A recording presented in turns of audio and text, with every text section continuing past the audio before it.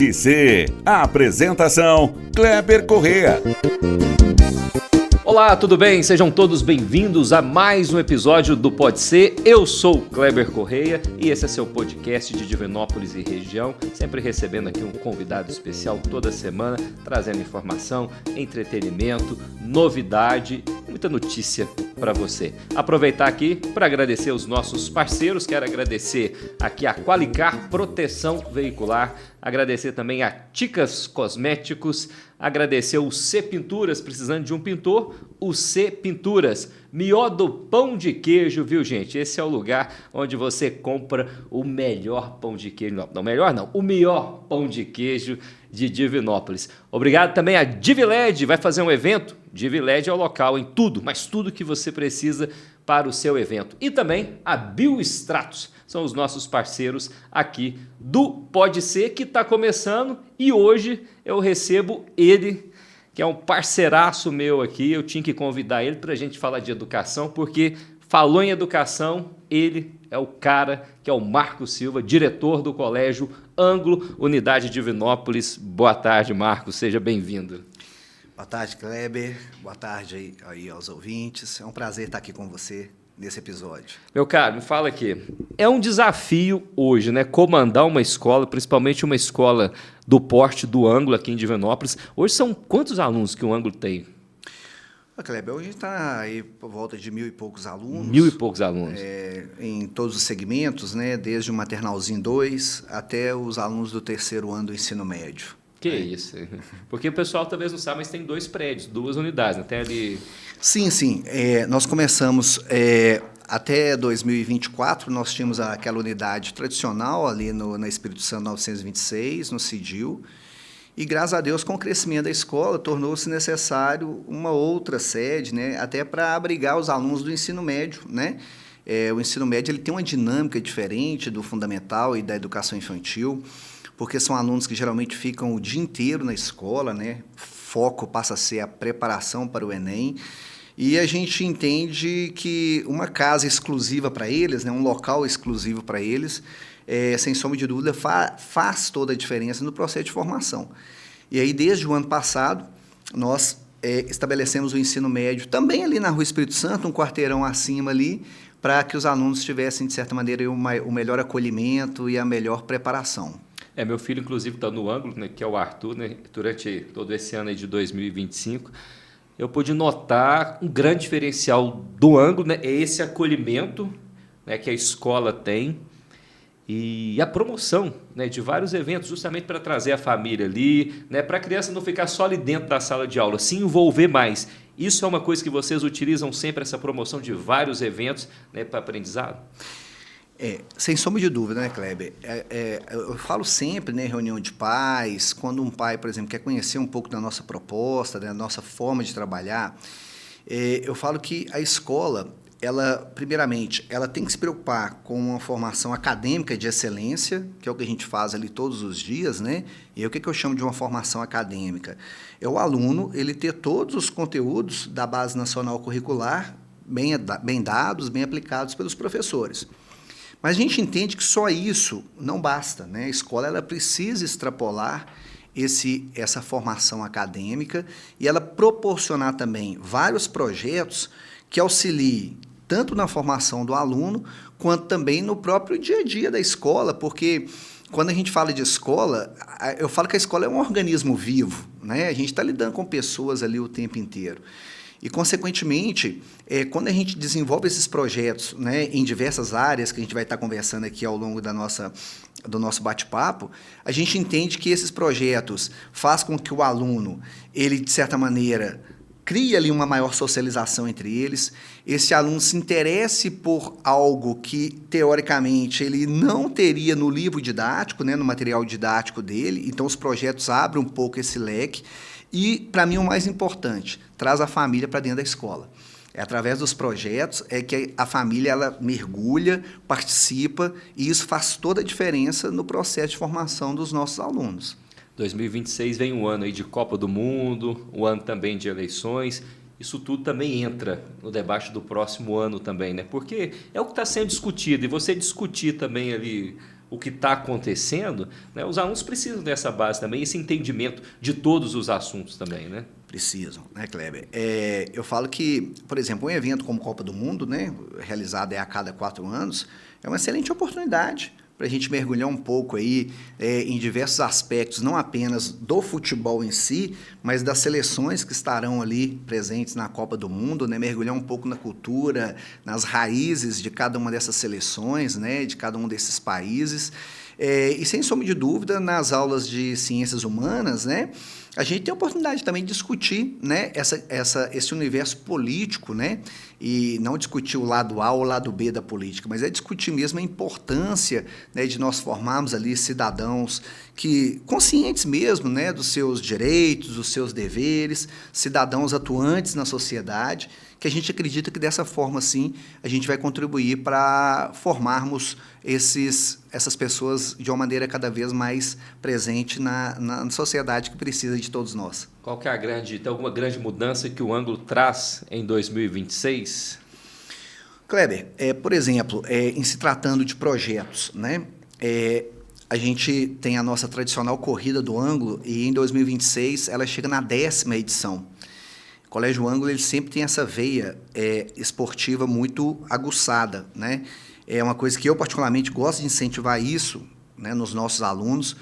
E com a 10ª edição da Corrida do Ângulo, a gente já está preparando aí todo um formato que venha a ser, aí, de certa maneira, cada vez mais envolvente, desde os nossos alunos, as famílias, tios, avós, primos, amigos. Então, a gente está preparando aí a 10ª edição da corrida com muito carinho.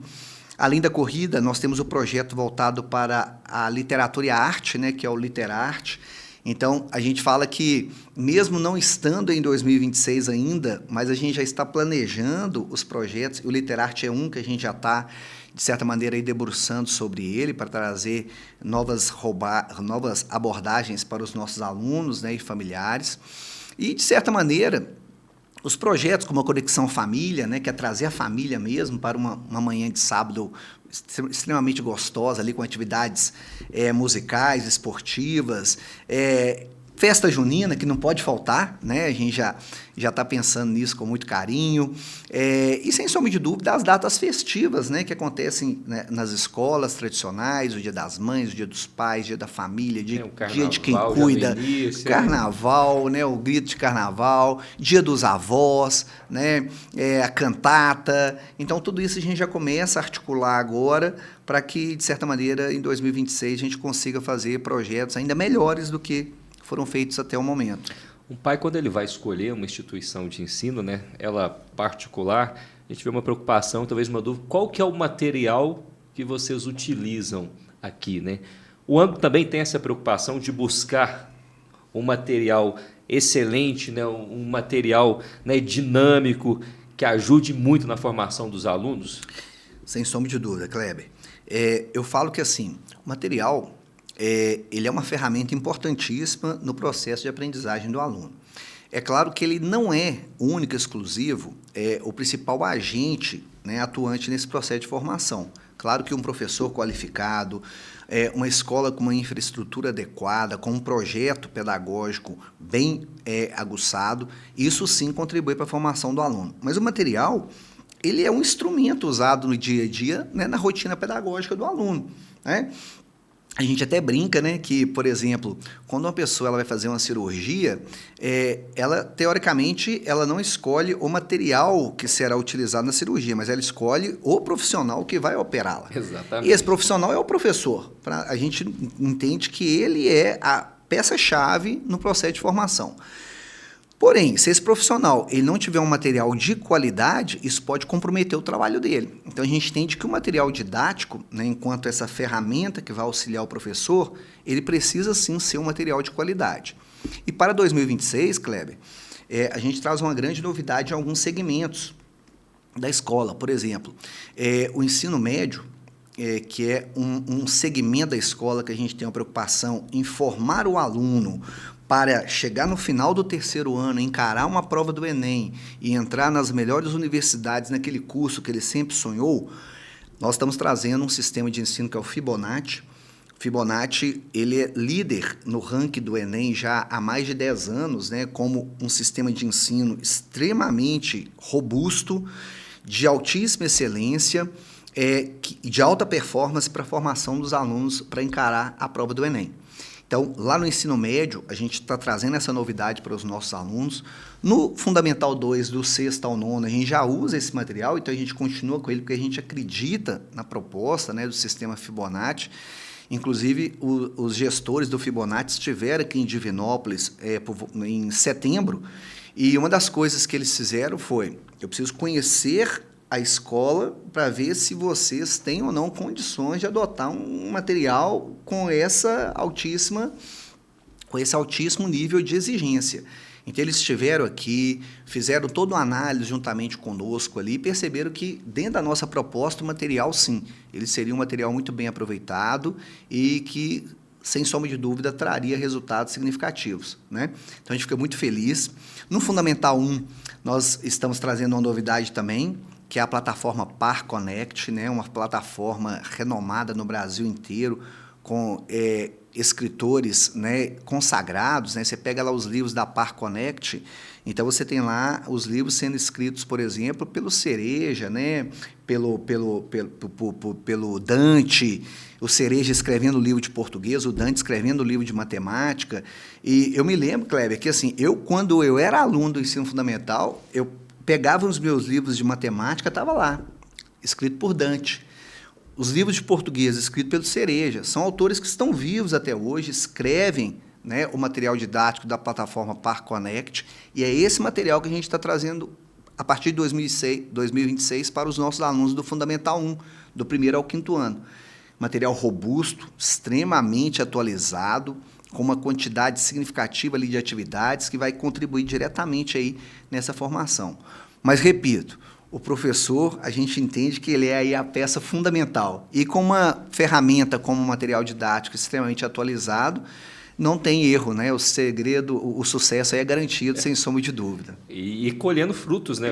O ângulo aí é a Gabriela, que teve a maior nota, como que ela chama? Maior nota? Giovana Santiago. Giovana Santiago teve a maior nota, né, de matemática do Brasil, do Enem, né? Isso aí é um negócio a pensar assim, gente, absurdo. Mas é aqui de Divinópolis, a Giovana, a maior nota do Enem de matemática. Nota máxima, né? Total. Máxima, Giovana, a gente...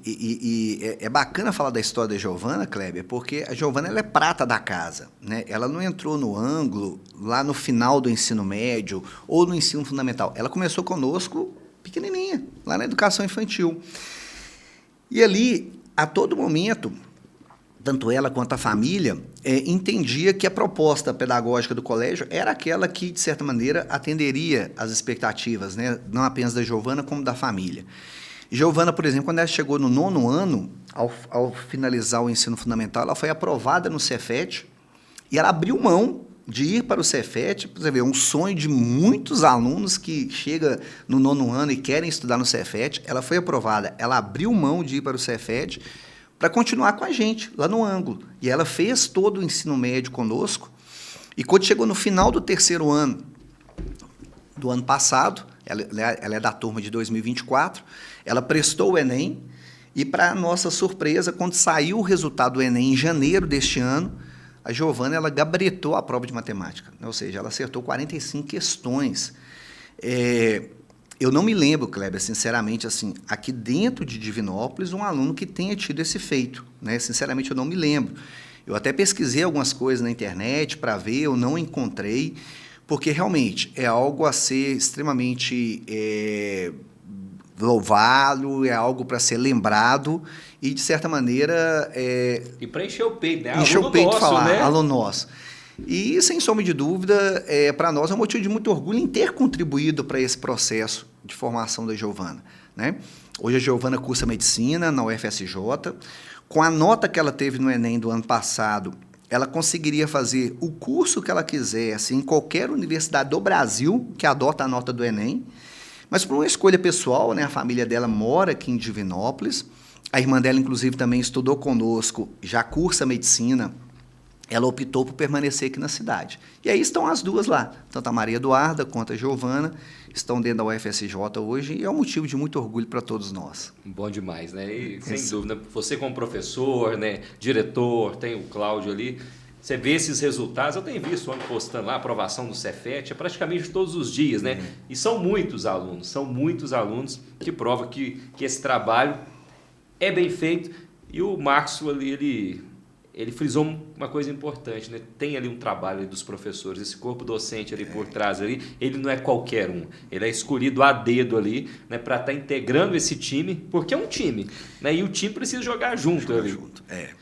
E é interessante, Kleber, porque quando a gente fala da figura do professor, o quanto que essa figura ela é importante, porque é esse professor que vai estar o tempo inteiro motivando o aluno. Um professor motivado, ele motiva a turma, ele motiva o aluno, é aquele professor que está sempre disponível, né? Eu lembro do caso da Giovana, que é esse caso que a gente está citando aqui, que ela, por exemplo, várias vezes recorria a Carol, que é a nossa professora de matemática, e a Carol disponibilizava várias listas de exercícios para ela, e ela fazia, a Carol corrigia. Então, assim, quando o aluno encontra esse profissional, que ele sabe que ele pode contar com ele para todo momento, para o que der e vier, isso motiva cada vez mais o aluno.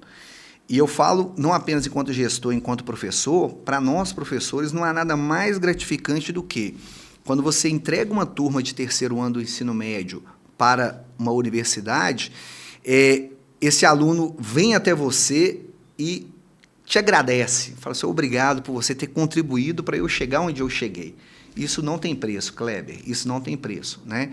E, graças a Deus, ao longo desses anos, o Colégio Ângulo vem construindo, sim, né, essa relação muito próxima do aluno, essa relação em que o sucesso do aluno não interessa apenas a ele, mas interessa aos professores que fazem parte desse processo, e a gente gosta muito de ter esse feedback, de ter esse retorno, e é isso que nos faz motivar cada vez mais para fazer cada ano melhor do que o ano anterior. É isso aí. Já vamos falar dos desafios da educação. Deixa eu falar primeiro aqui dos patrocinadores, né? Porque senão as pratinhas não caem, né?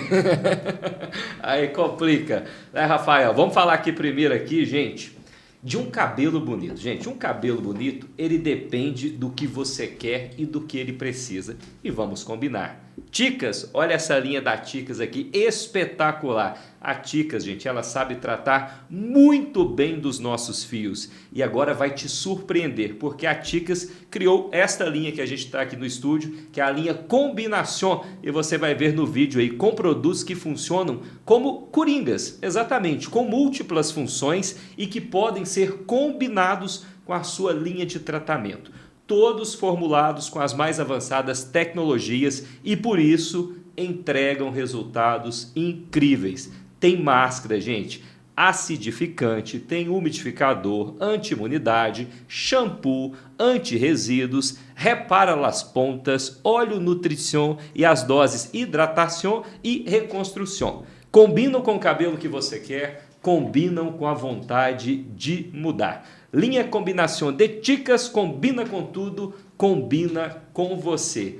E aqui, agora deixa eu falar também desse outro parceiro nosso, que é a Biostratos. Gente, seus cabelos querem mais do que shampoos e máscaras conseguem entregar, então sua rotina de cuidados ela vai ficar completa com este produto da Biostratos, que é o reconstrutor, gente. O reconstrutor, uso indispensável que você está vendo aí na tela da Biostratos. Ele foi elaborado com a mais alta tecnologia para entregar 10 benefícios para você. Ele hidrata, condiciona, desembaraça, dá brilho, controla o volume, controla o frizz, proporciona aquele toque acetinado, previne pontas duplas, protege do calor e ainda repara os danos. Resultados visíveis e garantidos já na primeira aplicação. Uma linha premium, viu, gente, da Biostratos, lançada em parceria aí com o profissional de beleza e influencer, o Mago dos Cabelos. Aqui é produto diferenciado. Reconstrutor Biouse da Biostratos, use Biostratos e sinta a diferença. Bom, já arrumou o cabelo, é hora de ir para a festa, né? Tá prontinho? Então você vai fazer aquela festa e quer surpreender? Gente, Conheça a DivLED, a escolha certa para transformar o seu evento. Grande Diego, parceirão, é só ligar para ele, porque é um verdadeiro espetáculo. A DivLED tem boate completa, kit festa, pista de LED, projetor, iluminação cênica, fogos indoor, som profissional e painéis de LED. Seja casamento, aniversário ou evento, a DivLED leva energia, estilo e tecnologia para ser inesquecível. DivLED, sua festa do seu jeito, no mais alto nível, hein? Chama agora no WhatsApp 379-9199-5800 ou no Instagram, @DivLED. E aqui, assunto sério, hein? Fim de ano chegando, já chegou e as estradas ficam mais movimentadas, as cidades também, e aumentam os riscos de acidentes. Além disso, o período é marcado, aí você tem visto, né, por mudanças climáticas a todo tempo, chuvas fortes, alagamentos, e pode acontecer você cair no alagamento, um prejuízo inesperado. Por isso, gente, ter uma proteção veicular é fundamental. E só a Qualicar, que é aqui de Divinópolis, pode te ajudar, viu? Não é de fora, não. É daqui, da nossa cidade. Né? Pessoa séria. Você vai encontrar o Ricardo e ele vai fazer para você lá uma cotação. Gente, planos para motos a partir de R$ 79,90 mensais. Carro, R$ 94,90 mensais. E não tem aquela história, tem 18 anos, é 10 mil. Não, não tem isso. É para todo mundo igual.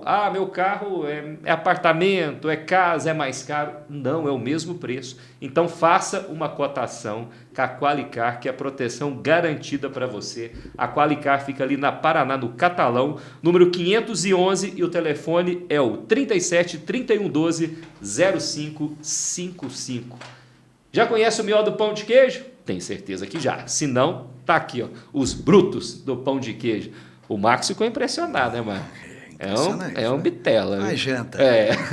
É por aí, viu, gente? O Mió do Pão de Queijo, ele fica ali na Rua Bahia, que agora, inclusive, é mão única, viu? Então, você tem que vir pela Pernambuco, se for de carro, para acessar a Bahia e virar à esquerda. Tô até lembrando aqui, a gente acostuma tanto com sentido duplo, né? Agora, se for a pé, você para ali na Goiás, também de carro, e vai, é tranquilo. Fica pertinho do Luiz Fotógrafo, quase na esquina ali. Não tem erro. São mais de 20 sabores de pão de queijo para você. Pão de queijo recheado. É aquele pão de queijo que você abre e não assusta. Porque tem um você abre, cadê o recheio? Isso é recheado mesmo?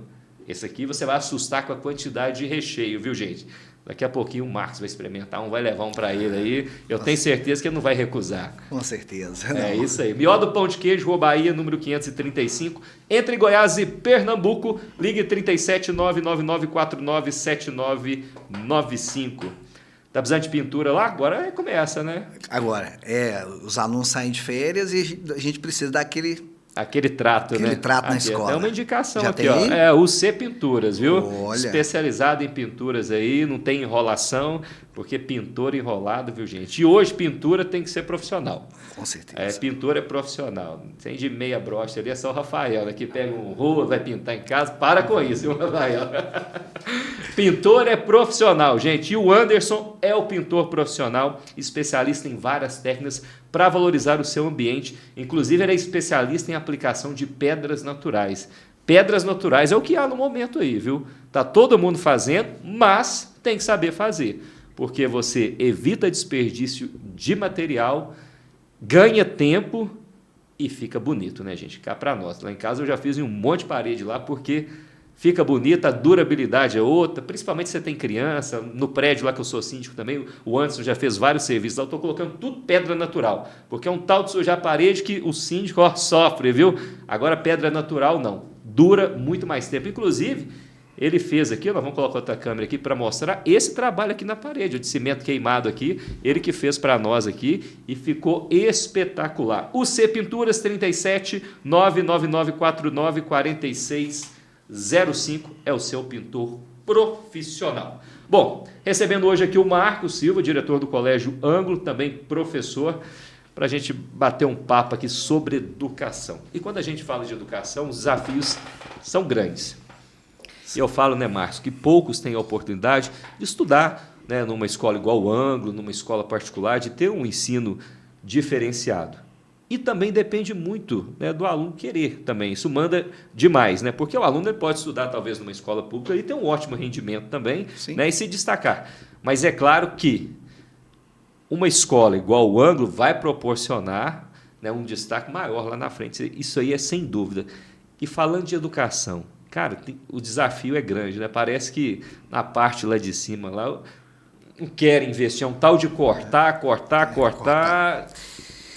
É interessante, né, Kleber, que se a gente parar para analisar, nós não temos nenhum país no mundo que hoje ele é considerado um país desenvolvido que ele não tenha passado por uma revolução na educação. Eu sempre falo que o segredo do sucesso de qualquer país passa pela educação. A gente pode lembrar de 2 casos muito recentes, né, na história. O caso do Japão, né? Você pega o Japão após a Segunda Guerra Mundial, 1945, o Japão ele estava completamente arrasado, né? 2 bombas atômicas num paísinho daquele tamanho destruiu o Japão, né? Destruíram o Japão, Hiroshima e Nagasaki. E aí o interessante é que o governo japonês, ele, a partir da Segunda Guerra Mundial, ele adotou uma série de medidas, mas a que mais me chamou a atenção foi a questão da educação. Investimento pesado em educação. E quando chega na década de 70, para você ver, 1945 termina a Segunda Guerra Mundial. Já na década de 70, o Japão ele já se destacava como um dos países da Revolução Técnico-Científica, que aconteceu na década de 70. Então, para um país se destacar na Revolução Técnico-Científica, ele precisava de mão de obra qualificada. E você só tem mão de obra qualificada a partir do momento que você investe na educação do país. Esse é um caso que a gente precisa lembrar, e hoje o Japão dispensa comentários quando o assunto é educação, tecnologia, né? Tem aí empresas renomadas no mundo inteiro, nós a todo momento consumindo produtos japoneses. E lembrando, com um detalhe, um país que não tem uma gota de petróleo, um país que está no encontro de placas tectônicas, constantemente sofrendo ali com terremotos, tsunamis, um país que não tem matéria-prima, um território todo fragmentado, porque o Japão ele é um país arquipélago, né? Ele é formado por várias ilhas. Mesmo diante dessas dificuldades, que a gente chama de dificuldades físicas, naturais, geológicas, o país ele conseguiu superar todas essas dificuldades, se tornando uma grande potência. Segredo do sucesso, educação. Um caso ainda mais recente, pega a Coreia do Sul. A Coreia do Sul ali ao lado do Japão, né? Na Ásia. Um país que até a década de 70 você nem ouvia falar. E a Coreia do Sul ela passa por uma revolução no seu sistema educacional, se torna o principal tigre asiático ali daquela região. E hoje a Coreia do Sul ela é um país que as suas empresas elas competem de igual para igual com empresas americanas. Você pega uma Samsung, que é uma empresa sul-coreana, ela compete de igual para igual com as americanas. Você pega as automobilísticas, né, da Coreia do Sul, hoje estão aí vendendo carros para o mundo inteiro. Segredo do sucesso da Coreia do Sul, educação. A Coreia do Sul, durante muito tempo, né, ela foi premiada pela ONU como um país com o melhor padrão educacional do mundo. Eu estou citando esses 2 casos, Kleber, só para a gente resgatar a importância da educação no desenvolvimento de uma nação. A gente não tem nenhum caso de um país desenvolvido que não tenha passado pela revolução educacional. E aí, quando você fala assim que aqui no Brasil parece que não há essa vontade, né, porque as coisas vêm de cima mesmo, né? O Brasil, ao contrário do Japão, é um país que tinha tudo para dar certo, né, porque você pega o nosso país, grandes riquezas naturais, a maior floresta tropical do mundo está aqui, a maior bacia hidrográfica está aqui, grandes reservas petrolíferas, um país que tem terras agricultáveis a perder de vista. No entanto, ainda continua sendo um país meramente exportador de commodity, né? Um país ainda lá, quase que no sistema, ainda na época da nossa colonização, exportador de matéria-prima. Mas por quê? Porque, infelizmente, né, Kleber, nós não tivemos até hoje uma revolução de fato na educação brasileira.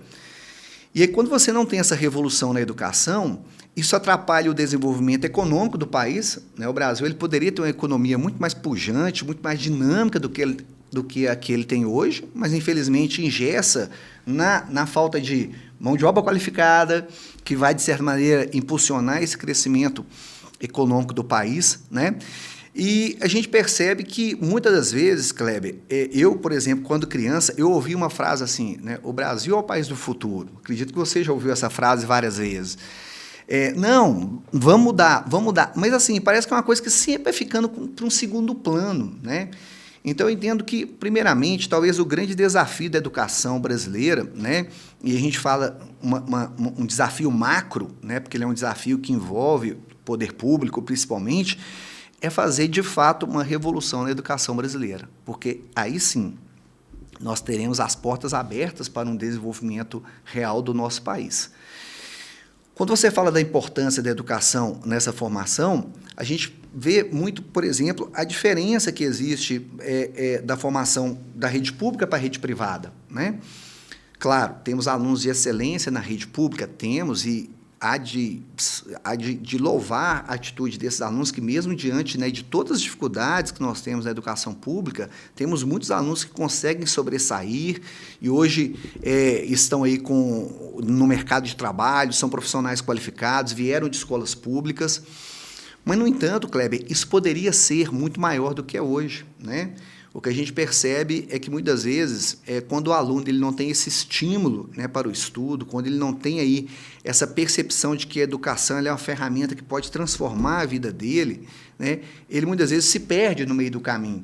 Provavelmente você tem casos na sua família, eu tenho na minha, né, e vários dos nossos ouvintes aí têm casos de pessoas que, assim, de repente, vinham trilhando ali no caminho da educação, antes de terminar a educação básica, eu vou parar de estudar para trabalhar.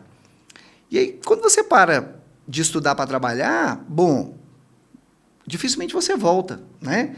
Porque você já passa a ter uma outra perspectiva de vida, né? Você começa a trabalhar, de repente forma família, tem filhos, e essa educação, né, essa formação, ela vai ficando de lado, né? Vai ficando de lado. Sendo que isso não deveria acontecer no nosso país, né? Mas por que acontece? Porque, muitas das vezes, dentro, principalmente, né, da educação pública no Brasil, é o que a gente vê, essa falta de estímulo, o professorado, né, muitas vezes, ele lutando por melhores condições, né, por melhores salários, por condições de trabalho, e isso acaba, querendo ou não, atrapalhando muito, né? Tem uma greve, estende aí. Estende-se por uma greve. Então, isso atrapalha muito o desenvolvimento de um país. Então, concordo plenamente com você, né? A gente teria que ter um modelo verticalizado, né? Ou seja, de cima para baixo, os órgãos públicos, né? O poder público investindo pesado na educação pública do nosso país, que aí sim, nós teríamos uma revolução de fato e o país sairia dessa situação que ele está hoje, né? Cotas, né? Quando a gente fala de cotas, né? Como se vê essa questão das cotas, né, em universidades, né, que foi criada pelo governo? Você vê isso realmente como um incentivo, uma oportunidade para quem está vindo da rede pública, ou você vê como uma competitividade ali desigual para quem está saindo da rede privada? Como você analisa essa parte? Não, cotas são importantes. Como que você avalia essa parte? É um assunto extremamente polêmico, né, Kleber? Ele é muito polêmico porque depende muito ali do ângulo que você olha, depende da situação econômica, da conjuntura, do contexto. Mas vamos lá.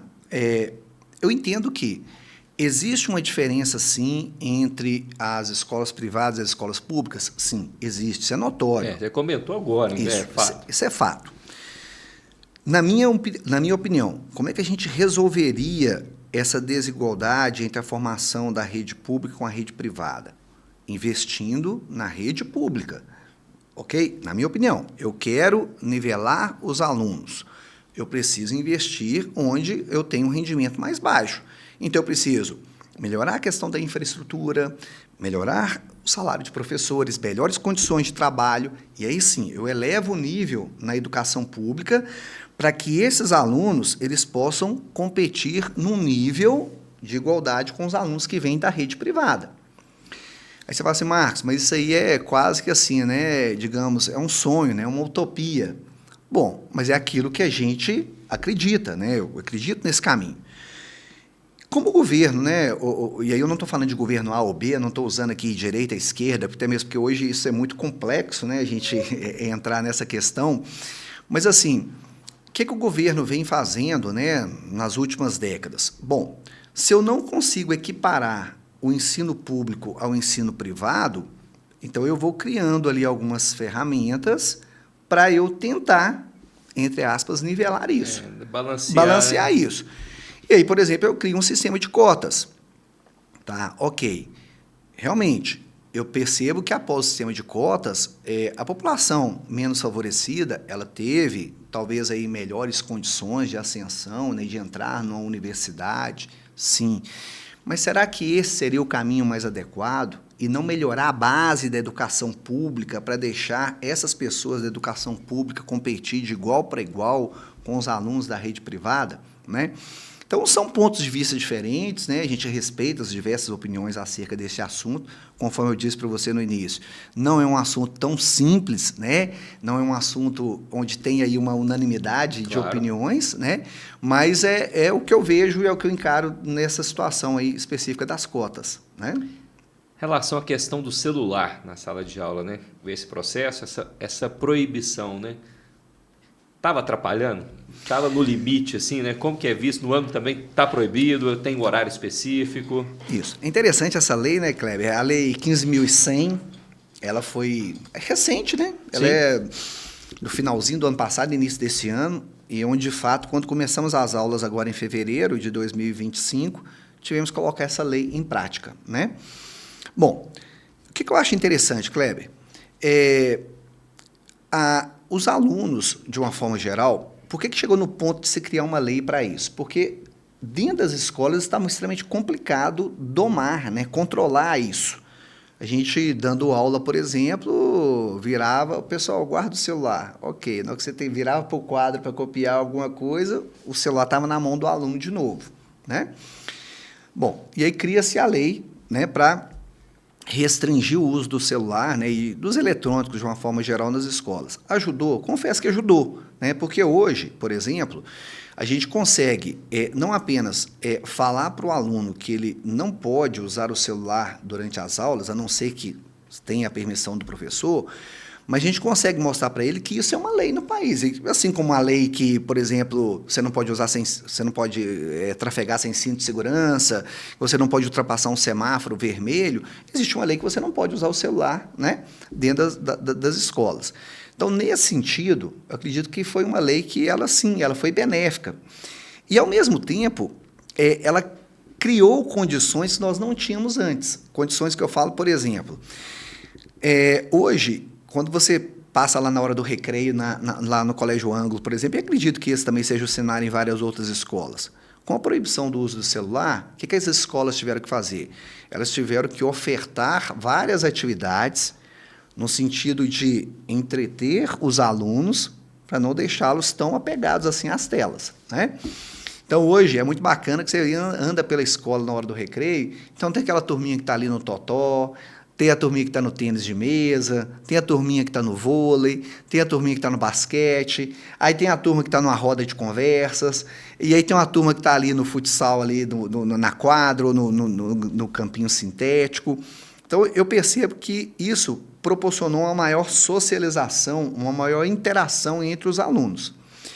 É claro, ainda existem aqueles que são um pouco resistentes, que a gente precisa ir lá, fulano, guarda o celular, por favor. Normal, né? A gente entende que assim, toda mudança, ela não acontece de uma hora para outra, ela é um processo, né? Mas eu entendo que ao longo de 2025 a gente foi trabalhando isso com os alunos e eles mesmos perceberam, né, o quão é importante eles focarem ali durante as aulas nas explicações, nas atividades, deixando um pouquinho ali a tela de lado, e a gente entende que a lei ela foi benéfica e a gente encerra o ano letivo com aquela sensação de que realmente valeu, e que para o ano que vem e para os próximos anos a tendência é que isso vá diminuindo cada vez mais, né, essas intercorrências, porque o aluno ele vai assimilando cada vez mais aí essa questão da ausência da tela na sala de aula. Porque, igual você falou, é tipo trocar o pneu do carro com ele andando, para a turma que está acostumada ali. Para os menores, não, que já não utiliza, esse processo ele vai vindo aos poucos ali e vai administrando mais. Agora, para quem já está no ensino médio, né, o fundamental ali, a turminha mais revoltada. Né? É por isso que eu falei que, assim, eu acredito que em 2026 e para os próximos anos, a tendência é a gente tornar-se isso uma coisa muito natural, né?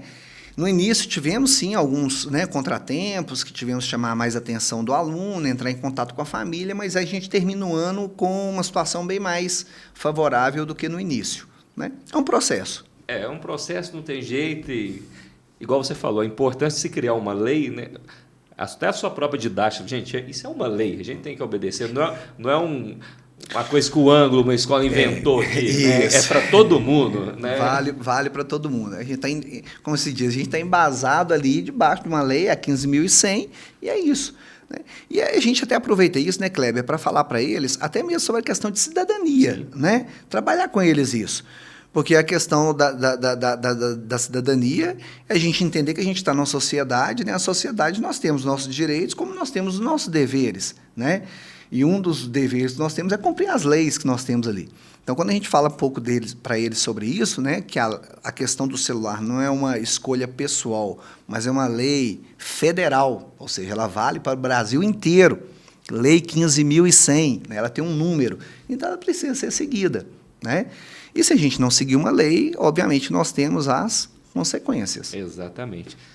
Divinópolis é uma cidade, assim, privilegiada quando a gente fala na questão de educação, até pelo número de faculdades, né? Hoje os alunos daqui, eles têm muitas opções. Você tem uma federal, você tem uma estadual, você tem várias faculdades particulares, né? Cefet, né? Então, a gente pode dizer que é uma cidade privilegiada e que quem estuda aqui consegue uma formação boa sem sair da cidade, igual muitas pessoas têm que sair, né? Pegar ônibus, viajar, consegue isso hoje? Ah, com certeza, né, Kleber? Eu falo de Divinópolis, né, pelo porte dela, né, uma cidade com 240 mil habitantes. Hoje, no processo de formação superior, tanto na rede privada, né, temos várias faculdades particulares, quanto nas públicas, que você mesmo citou, estaduais, federais, nós estamos bem servidos, né? E é interessante que, assim, como que hoje o aluno que forma aqui na cidade, pelo menos eu observo isso no Ângulo, né? Muitos deles querem continuar em Divinópolis, né? A gente, há alguns anos atrás, logo quando nós chegamos aqui, especialmente essa gestão que está no colégio hoje, nós chegamos em 2008, ainda tinha muito aquela cultura, né?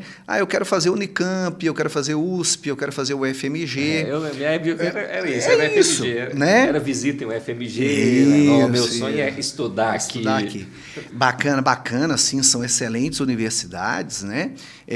Mas, assim, hoje eu percebo que muitos alunos, eles se veem atendidos, né, na sua demanda aqui mesmo em Divinópolis, né? E é muito bom isso, né, Kleber? Igual, voltando ao caso da Giovana que a gente falou, igual eu falei, ela poderia, com a nota dela no Enem, cursar qualquer curso em qualquer universidade do Brasil. São Paulo, Rio, Belo Horizonte. Não, ela ficou em Divinópolis, né? Então, isso é muito bom para a cidade, porque vai ter, de certa maneira, aí, essas universidades de excelência formando, né, profissionais qualificados, e muitos deles ficam aqui mesmo, estabelecem... Vão ter profissionais atuando mesmo. Aqui, né? E isso, para o progresso aí da cidade, isso é muito positivo, né? E tem espaço para todo mundo, né? Falando de formação, assim, porque... Tinha uma época que você falava assim, nossa senhora, advogado você pode balançar que cai aquele monte aí, né? Eu lembro da época ainda Fadon, né? Na época Fadon formava ali, que era ali no centro ainda ali, o pessoal brincava assim, cara, mas tem espaço, eu acho, para toda profissão, né? Basta querer. Basta querer, Eu falo isso muito com os nossos alunos, sabe, Kleber? Eu penso assim, para os bons profissionais, sempre haverá espaço, sempre. Tem alguns alunos que comentam assim com a gente, mas você não acha que essa área está saturada? Eu falei, eu acho que não. Se é isso que você quer fazer, se é esse o seu objetivo, se dedique a ele, se torne um profissional qualificado, que com certeza você vai ter o seu lugar ao sol, né? E é isso, né? Eu penso que por mais que você tenha uma formação X de advogados, dentistas, né, psicólogos, mas aqueles que realmente se dedicam e querem aquilo para a sua vida profissional, sempre terá um espaço para eles, sim, né? Por isso que é importante a pessoa fazer aquilo que ela quer, porque quando você trabalha com aquilo que você ama, né, eu falo que isso deixa de ser trabalho, né? O difícil é quando a pessoa, por exemplo, ela está numa área que ela não se identifica com ela. Ah, é porque, de repente, por uma orientação da família, né? Ah, não, porque ou o seu pai ou o seu tio é médico, ou ele é advogado. É isso. Muitas vezes isso acaba se tornando ali meio um pouco que frustrante para a pessoa, né? Agora, quando ela está na área, que ela se identifica, para mim não tem segredo. É sucesso mesmo. Na minha época, meus pais queriam que eu fosse advogado. Assim, não, isso não é para mim, não. Mas não insistiram, entendeu? Não, se você acha que não é, pronto. Eu acho que você poderia ser. Eu falei, não é para mim. Eu, vou falar a verdade, não ia dar muito certo, não. Viu? O meu caso, Kleber, é interessante que assim, eu formei em 2001, né? E quando eu me formei, muitas pessoas assim na minha família comentavam assim, não, mas porque eu formei em geografia, né? Minha formação, depois eu fiz uma pós-graduação em estudos ambientais e fiquei muito tempo e estou até hoje dentro de sala de aula, né? Então eu consigo conciliar aí a sala de aula com a gestão da escola.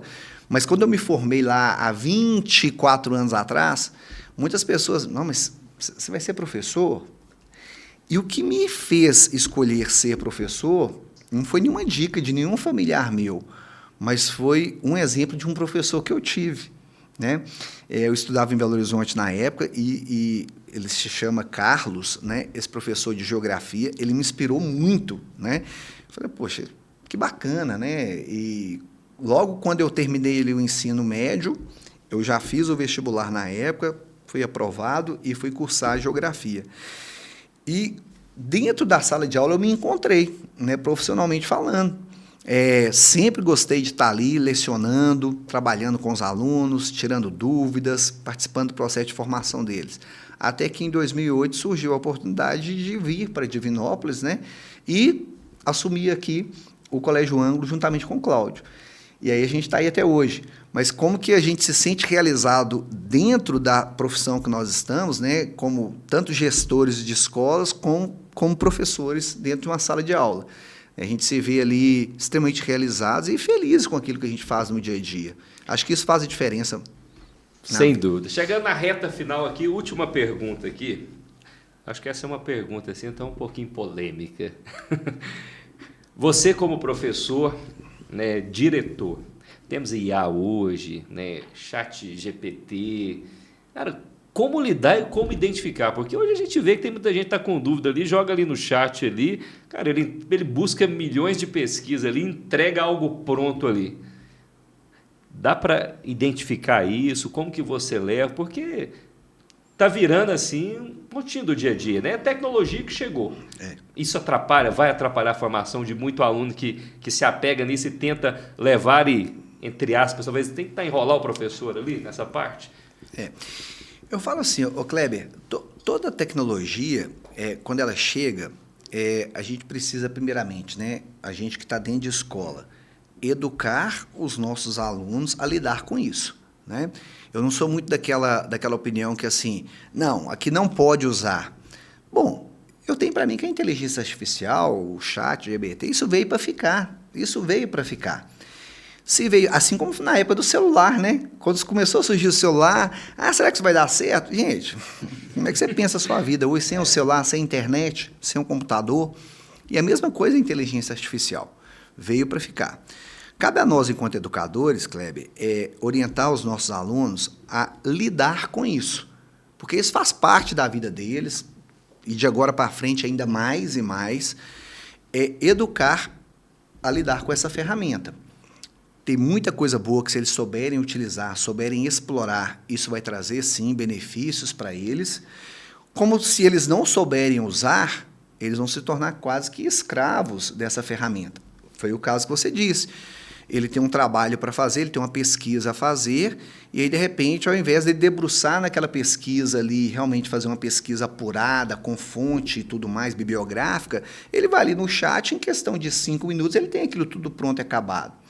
Bom, ok, mas isso será que realmente foi o melhor caminho a chegar à conclusão daquele trabalho? Será que isso vai trazer um retorno positivo para ele? Então, a gente precisa mostrar isso para o aluno, né? A gente teve um caso recente na escola, né? Nós participamos de um concurso cultural e a gente, uma das turmas que estava participando do concurso, eles tinham que fazer um texto narrativo sobre um determinado tema. E aí o professor que estava à frente do trabalho, quando ele pegou a correção, né, para fazer, ele... Na hora. Opa, peraí. Né? E aí o professor jogou lá e percebeu que realmente foi um Ctrl+C e um Ctrl+V. Bom, ao invés de simplesmente chegar e, né, de repente, advertir o aluno por aquela atitude, foi um momento da gente educar o aluno. Falou, olha, será que realmente foi o caminho mais correto, aí esse que você usou? Será que você não poderia? Porque você é capaz, você conseguiria produzir esse texto sem necessariamente fazer esse Ctrl+C, Ctrl+V que você fez, né? E aí eu entendo que quando a gente leva para este lado, este aluno ele passa a ter, de certa maneira, aí um momento de reflexão sobre a atitude dele, né? Porque realmente o adolescente é isso, né, Kleber? É aquele que pensa ali, né, ou nem pensa, né, vai fazendo as coisas. Imediatismo. O imediatismo, é a geração. Ontem, a gente chama de geração miojo, né? A geração que é tudo instantâneo ali. Mas a gente, enquanto educadores, eu acho que o grande papel nosso é orientar mesmo, né? Orientar, mostrar para ele que tem os prós e os contras, né? E fazer com que ele tenha ali uma reflexão acerca disso e que ele tome as medidas mais assertivas mesmo na vida dele. Essa questão da inteligência artificial, Kleber, é tão... Quando eu falo que veio para ficar, uns dias para trás eu fui consultar juntamente com meu filho, né? E o médico, a gente foi levar os resultados do exame, e aí, na hora que ele estava olhando os resultados do exame, e aí ele falou assim, deixa eu tirar uma dúvida aqui com a IA, porque eu não faço nada sem ela. Então, assim, hoje até mesmo nos consultórios médicos, né? Se a pessoa souber usar, é uma ferramenta extremamente positiva, né? Pode orientar ali um médico, pode orientar ali um advogado, um psicólogo, pode orientar assim. Ela bem treinada, o prompt ideal. E o prompt ideal funciona, né?